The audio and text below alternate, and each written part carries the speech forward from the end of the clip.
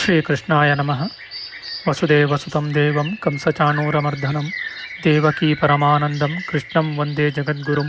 ಬ್ರಹ್ಮಸ್ಥಾನ ಸರೋಜ ಮಧ್ಯವಿಲಸಚ್ಛೀತಾಂಶು ಪೀಠಸ್ಥಿತಂ ಸ್ಫೂರ್ಜತ್ಸೂರ್ಯರುಚಿಂ ವರಾಭಯಕರಂ ಕರ್ಪೂರಕುಂದೋಜ್ವಲಂ ಶ್ವೇತಸ್ರಗ್ವಸನಾನುಲೇಪನಯುತಂ ವಿದ್ಯುದ್ರುಚಾ ಕಾಂತಯ ಸಂಶ್ಲಿಷ್ಟಾರ್ಧತನುಂ ಪ್ರಸನ್ನವದನಂ ವಂದೇ ಗುರುಂ ಸಾದರಂ. ಶ್ರೀಗುರುಭ್ಯೋ ನಮಃ. ಲಂಬೋದರಂ ಪರಮಸುಂದರಮೇಕದಂತಂ ರಕ್ತಾಂಬರಂ ತ್ರಿನಯನಂ ಪರಮಂ ಪವಿತ್ರಂ ಉದ್ಯದ್ದಿವಾಕರಕರೋಜ್ವಲಕಾಯಕಾಂತಂ ವಿಘ್ನೇಶ್ವರಂ ಸಕಲವಿಘ್ನಹರಂ ನಮಾಮಿ. ತ್ವಾಂ ದೇವ ವಿಘ್ನದಲನೇತಿ ಚ ಸುಂದರೇತಿ ಭಕ್ತಿಪ್ರಿಯೇತಿ ಸುಖದೇತಿ ಫಲಪ್ರದೇತಿ ವಿದ್ಯಾಪ್ರದೇತ್ಯಗಹರೇತಿ ಚ ಯೇ ಸ್ತುವಂತಿ ತೇಭ್ಯೋ ಗಣೇಶವರದೋ ಭವ ನಿತ್ಯಮೇವ. ಶ್ರೀಮಹಾಗಣಪತಯೇ ನಮಃ. ಯಾ ಕುಂದೇಂದು ತುಷಾರಹಾರಧವಳಾ ಯಾ ಶುಭ್ರವಸ್ತ್ರಾವೃತಾ ಯಾ ವೀಣಾ ವರದಂಡಮಂಡಿತಕರ ಯಾ ಶ್ವೇತಪದ್ಮಾಸನ ಯಾ ಬ್ರಹ್ಮಾಚ್ಯುತಶಂಕರ ಪ್ರಭೃತಿಭಿರ್ದೇವೈ ಸದಾ ವಂದಿತಾ ಸಾ ಮಾಂ ಪಾತು ಸರಸ್ವತೀ ಭಗವತೀ ನಿಶೇಷಜಾಡ್ಯಾಪಃ. ಶ್ರೀ ಸರಸ್ವತ್ಯೇ ನಮಃ. ವೇದಾರ್ಥತತ್ವವಿಶದೀಕರಣೇನ ಪುಂಸಾಮುಚ್ಚೈರ್ಗತಿಂ ಜಗತಿ ಯೋ ದಯಯಾ ವಿಧಾತುಂ ರಮ್ಯಾಂ ಪುರಾಣಪದವೀಂ ಪ್ರಣಿನಾಯ ತಸ್ಮೈ ಲೋಕೇಶವೈಭವಪುಷೇ ಋಷಯೇ ನಮಸ್ತಾತ್. ತಸ್ಮೈ ವ್ಯಾಸಾಯ ಮುನಯೇ ಸರ್ವಜ್ಞಾಯ ಮಹರ್ಷಯೇ ಪರಾಶರ್ಯಾಯ ಶಾಂತಾಯ ನಮೋ ನಾರಾಯಣಾತ್ಮನೇ. ಶ್ರೀ ವ್ಯಾಸಾಯ ನಮಃ. ನಾರಾಯಣಂ ನಮಸ್ಕೃತ್ಯ ನರಂ ಚೈವ ನರೋತ್ತಮಂ ದೇವೀಂ ಸರಸ್ವತೀಂ ವ್ಯಾಸಂ ತತೋ ಜಯಮುದೀರಯೇತ್. ಕನಕರುಚಿದುಕೂಲಃ ಕುಂಡಲೋಲ್ಲಾಸಿಗಲ್ಲಃ ಶಮಿತಭುವನಭಾರಃ ಕೋಪಿ ಲೀಲಾವತಾರಃ ತ್ರಿಭುವನಸುಖಕಾರಿ ಶೇಷಶಾಯೀ ಮುಕುಂದೋ ಪರಿಕಲಿತರಮಾಂಗೋ ಮಂಗಲಂ ನಸ್ತನೋತು. ನಮಾಮಿ ಗೋವಿಂದಪದಾರವಿಂದಂ ಸದೇಂದಿರಾನಂದನಮುತ್ತಮಾಡ್ಯಂ ಜಗಜ್ಜನಾನಾಂ ಹೃದಯ ಸನ್ನಿವಿಷ್ಟಂ ಮಹಾಜನೈಕಾಯನಮುತ್ತಮೋತ್ತಮಂ. ನಮಸ್ತೆ ಚಕ್ರಹಸ್ತಾಯ ಶಾಂಗಹಸ್ತಾಯ ತೇ ನಮಃ.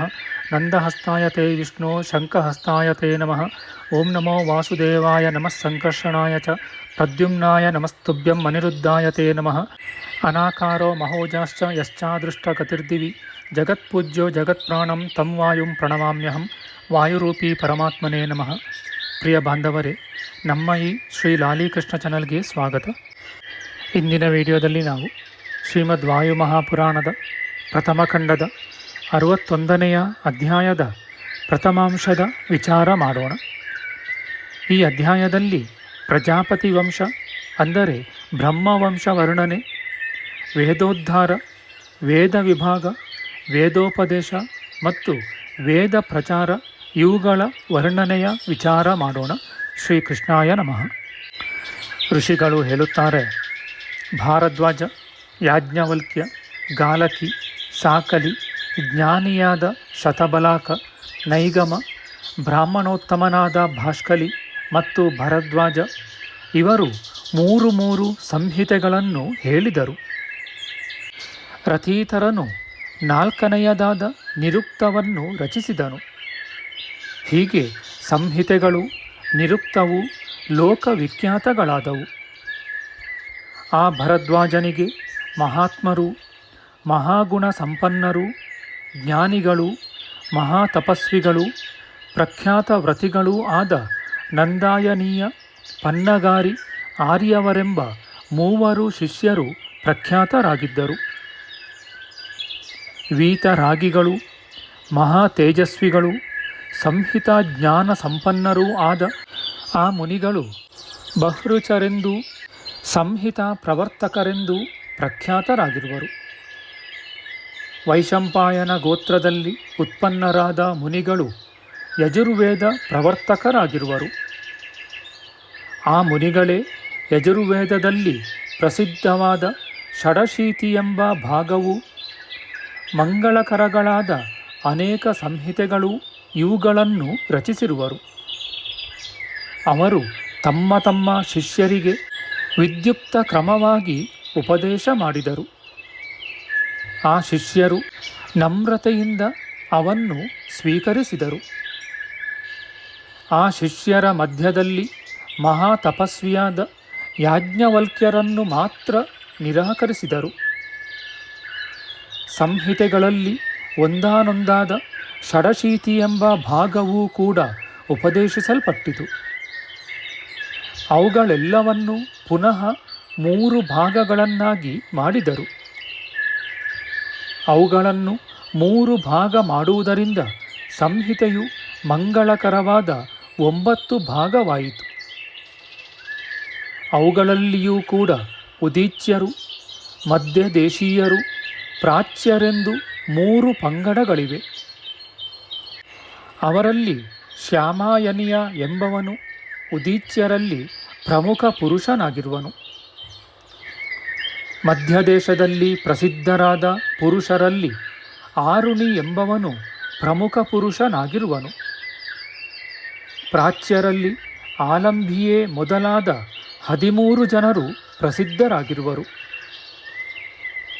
ಸಂಹಿತಾವಾದಿಗಳಾದ ಈ ಮುನಿವರ್ಯರು ಚರಕವಾದಿಗಳೆಂದು ಲೋಕದಲ್ಲಿ ವಿಖ್ಯಾತರಾದರು ಎಂದು ಸೂತಮುನಿಯು ಹೇಳಲು, ಆ ಮಾತನ್ನು ಕೇಳಿದ ಋಷಿಗಳು ಪುನಃ ಸೂತ ಪುರಾಣಿಕರಿಗೆ ಇಂತೆಂದರು.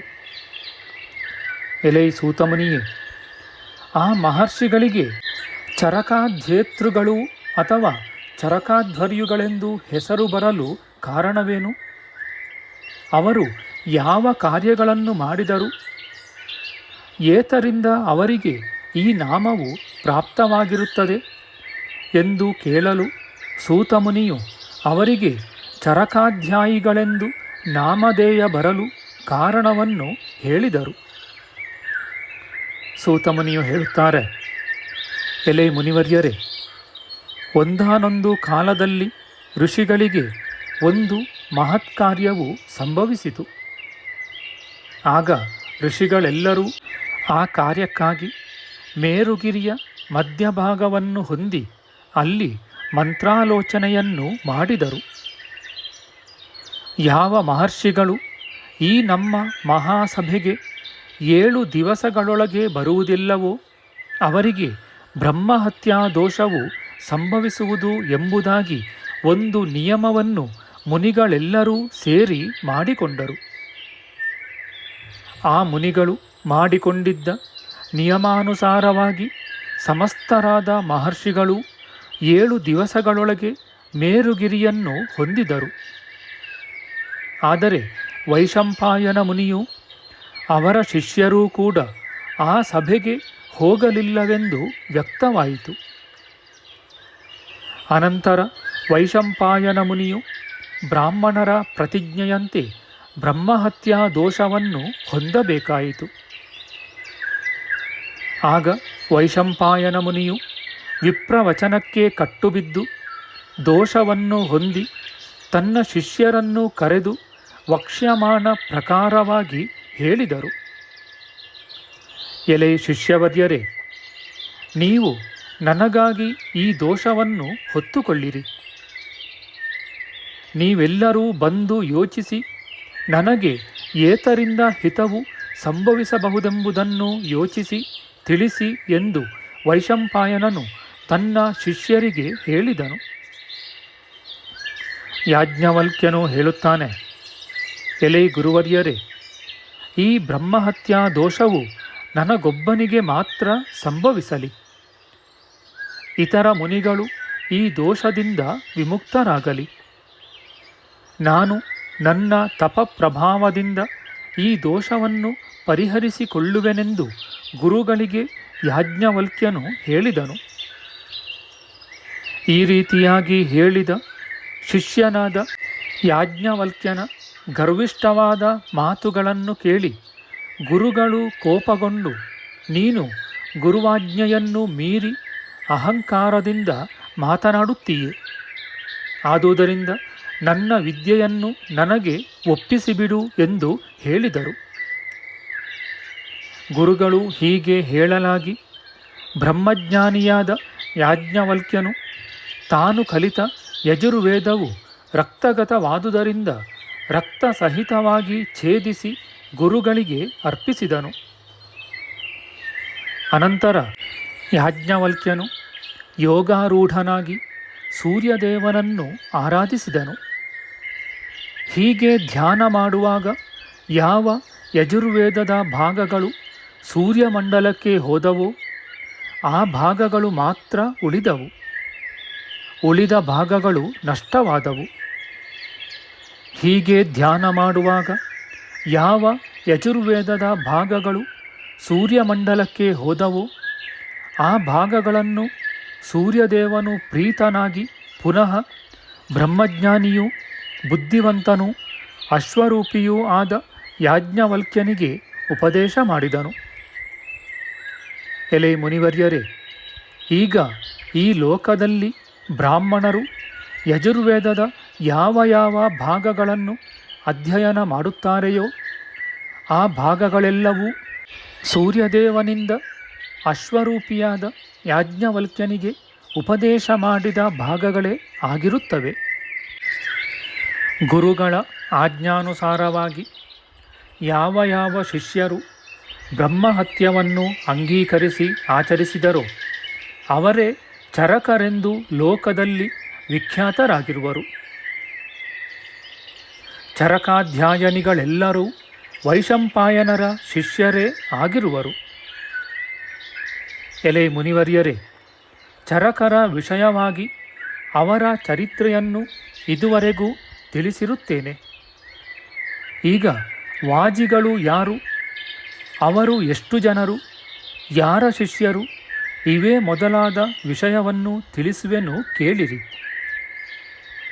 ಯಾಜ್ಞವಲ್ಕ್ಯರ ಶಿಷ್ಯರು ಕಣ್ವ ಶಾಖಾಧ್ಯಯನ ಮಾಡಿದವರು ವಾಜಿಗಳಾಗಿರುವರು. ಮಾಧ್ಯಂದಿನ, ಶಾಪೇಯಿ, ವಿದಗ್ಧ, ಉದ್ದಲ, ತಾಮ್ರಾಯಣ, ವಾತ್ಸ್ಯ, ಗಾಲವ, ಶೈಶಿರಿ, ಆಟವಿ, ಪರ್ಣಿ, ವಾರಣಿ, ಸಪರಾಯಣ ಇವರೇ ಪ್ರಮುಖರಾದ 15 ಜನರು ವಾಜಿಗಳಾಗಿರುವರು. ಯಜುರ್ವೇದ ಪ್ರವರ್ತಕರು ಒಟ್ಟು 101 ಜನರಿರುವರೆಂದು ಲೋಕವಿಖ್ಯಾತವಾದ ವಿಷಯವಾಗಿದೆಯೆಂದು ಸೂತಮುನಿಯು ಹೇಳಿದರು. ಜೈಮಿನಿ ಮಹರ್ಷಿಯು ಸುಮಂತ ನಾಮಕನಾದ ತನ್ನ ಸುತನಿಗೆ ವೇದಾಧ್ಯಯನವನ್ನು ಮಾಡಿಸಿದರು. ಸಮರ್ಥನಾದ ಸುಮಂತನೂ ಸಹ ತನ್ನ ಪುತ್ರನಾದ ಸುತ್ವಾನನಿಗೆ ಉಪದೇಶಿಸಿದನು. ಶಕ್ತನಾದ ಆ ಸುತ್ವಾನನೂ ಕೂಡ ತನ್ನ ಮಗನಾದ ಸುಕರ್ಮಾಣನಿಗೆ ಅಧ್ಯಾಪನೆ ಮಾಡಿಸಿದನು. ಆ ಸುಕರ್ಮಾಣನೂ ಸಹ ಸಂಹಿತೆಗಳನ್ನು ಸಹಸ್ರನಿಗೆ ಕಲಿಸಿದನು. ಸುಕರ್ಮಾಣನು ಸೂರ್ಯನಿಗೆ ಸಮಾನ ತೇಜಸ್ವಿಯಾದ ಸಹಸ್ರನಿಗೆ ಉಪದೇಶಿಸಿದನು. ದೇವೇಂದ್ರನು ಅನಧ್ಯಯನ ದಿವಸಗಳಲ್ಲಿ ವೇದಗಳನ್ನು ಅಧ್ಯಯನ ಮಾಡಿದ ವಿಪ್ರರನ್ನು ಸಂಹಾರ ಮಾಡಿದನು. ಸುಕರ್ಮನು ಶಿಷ್ಯ ವಾತ್ಸಲ್ಯಕ್ಕಾಗಿ ಪ್ರಾಯೋಪವೇಶ ಮಾಡಿದನು. ಅನಂತರ ಕೋಪ ಮಾಡಿದ ಸುಕರ್ಮಾಣನನ್ನು ನೋಡಿದ ಇಂದ್ರನು ಅವನಿಗೆ ವರವನ್ನು ಕೊಟ್ಟನು. ಎಲೆ ಸುಕರ್ಮಾಣನೇ, ನಿನಗೆ ಮಹಾಶೂರರೂ ಅಗ್ನಿಗೆ ಸಮಾನ ತೇಜಸ್ವಿಗಳೂ ಆದ 2 ಶಿಷ್ಯರು ಸಿಕ್ಕುವರು. ಅವರಿಂದ ನಿನ್ನ ಕೀರ್ತಿಯು ಲೋಕವಿಖ್ಯಾತವಾಗುವುದು ಎಂದನು. ಅವರಿಬ್ಬರು ಶಿಷ್ಯರು ಅಧ್ಯಯನಶೀಲರೂ ಮಹಾಜ್ಞಾನಿಗಳೂ ಸಹಸ್ರ ಸಹಿತರೂ ದೇವೋಪಮರೂ ಮಹಾಭಾಗ್ಯಶಾಲಿಗಳೂ ಆಗಿರುವರು. ಆದುದರಿಂದ ಕೋಪ ಮಾಡಬೇಕಾಗಿಲ್ಲವೆಂದು ಇಂದ್ರನು ಸಮಾಧಾನ ಮಾಡಿದನು. ಸಕಲೈಶ್ವರ್ಯ ಸಂಪನ್ನನಾದ ದೇವೇಂದ್ರನು ಈ ರೀತಿಯಾಗಿ ಪ್ರಾಜ್ಞನಾದ ಸುಕರ್ಮಾಣನನ್ನು ಸಮಾಧಾನ ಮಾಡಿದನು. ಅವನು ತನ್ನ ಸದುಪದೇಶದಿಂದ ಶಾಂತನಾದನೆಂದು ಭಾವಿಸಿ ಅವನು ಪ್ರತ್ಯಕ್ಷವಾಗುತ್ತಿರುವಾಗಲೇ ಮಾಯವಾದನು. ಎಲೈ ವಿಪ್ರವರ್ಯರೇ, ಆ ಸುಕರ್ಮಾಣನಿಗೆ ಬುದ್ಧಿವಂತನೂ ಪೌಷ್ಯಂಜಿ ನಾಮಕನೂ ಆದ ಶಿಷ್ಯನು ಇದ್ದನು. ಮತ್ತು ಕುಶಿಕ ಗೋತ್ರೋತ್ಪನ್ನನೂ ನರಾಧಿಪನೂ ಆದ ಹಿರಣ್ಯನಾಭನೆಂಬವನು 2ನೆಯ ಶಿಷ್ಯನಾಗಿ ಇದ್ದನು. ಆ ಪೌಷ್ಯಂಜನನೂ ಕೂಡ ತನ್ನ ಅನೇಕ ಶಿಷ್ಯರಿಗೆ 500 ಸಂಹಿತೆಗಳನ್ನು ಉಪದೇಶಿಸಿದನು. ಇದರಿಂದ ಉತ್ತರ ದೇಶದ ಜನರೆಲ್ಲರೂ ಸಾಮಾನ್ಯವಾಗಿ ಪೌಷ್ಯಂಜಿನನ ಶಿಷ್ಯರಾಗಿಯೂ ಶುಭಾಚಾರಿಗಳಾಗಿಯೂ ಇರುವರು. ಕುಶಿಕ ಸಂಬಂಧಿಯಾದ ಸಂಹಿತೆಗಳು 105 ಸಂಖ್ಯಾಕವಾಗಿಯೂ ವೀರ್ಯವತ್ತಾಗಿಯೂ ಇರುತ್ತವೆ. ಪಶ್ಚಿಮ ದಿಕ್ಕಿನಲ್ಲಿರುವ ಸಾಮಗರೆಲ್ಲರೂ ಹಿರಣ್ಯನಾಭನ ಶಿಷ್ಯರಾಗಿಯೂ ಸುಪ್ರಸಿದ್ಧರಾಗಿಯೂ ಇರುವರು. ನಮ್ಮ ಮುಂದಿನ ವಿಡಿಯೋದಲ್ಲಿ ನಾವು ಶ್ರೀಮದ್ ವಾಯು ಮಹಾಪುರಾಣದ ಪ್ರಥಮ ಖಂಡದ 61ನೆಯ ಅಧ್ಯಾಯದ ದ್ವಿತೀಯಾಂಶದ ವಿಚಾರ ಮಾಡೋಣ. ಆಧ್ಯಾತ್ಮಿಕ ಚರ್ಚೆ ಮತ್ತು ವಿಚಾರ ವಿನಿಮಯಕ್ಕಾಗಿ ಶುರು ಮಾಡಿದ ಈ ಚಾನಲ್ನಲ್ಲಿ ನಾವು ಅಪ್ಲೋಡ್ ಮಾಡುವ ಎಲ್ಲ ವಿಡಿಯೋಗಳನ್ನು ಸಂಪೂರ್ಣವಾಗಿ ನೋಡಿ ನಿಮ್ಮ ಸಲಹೆಗಳನ್ನು ಕಮೆಂಟ್ ಬಾಕ್ಸ್ನಲ್ಲಿ ಬರೆಯಿರಿ. ಈ ಚಾನಲ್ಗೆ ಸಬ್ಸ್ಕ್ರೈಬ್ ಮಾಡಿ ಹಾಗೂ ಬೆಲ್ ಬಟನ್ ಒತ್ತಿ ನಾವು ಹಾಕುವ ಎಲ್ಲ ವಿಡಿಯೋಗಳನ್ನು ನೋಡಿ ಪ್ರೋತ್ಸಾಹಿಸಿ. ಕೃಷ್ಣಂ ನಾರಾಯಣಂ ವಂದೇ ಕೃಷ್ಣಂ ವಂದೇ ವ್ರಜಪ್ರಿಯಂ ಕೃಷ್ಣಂ ದ್ವೈಪಾಯನಂ ವಂದೇ ಕೃಷ್ಣಂ ವಂದೇ ಪೃಥಾಸುತಂ. ಶ್ರೀಕೃಷ್ಣಾಯ ನಮಃ.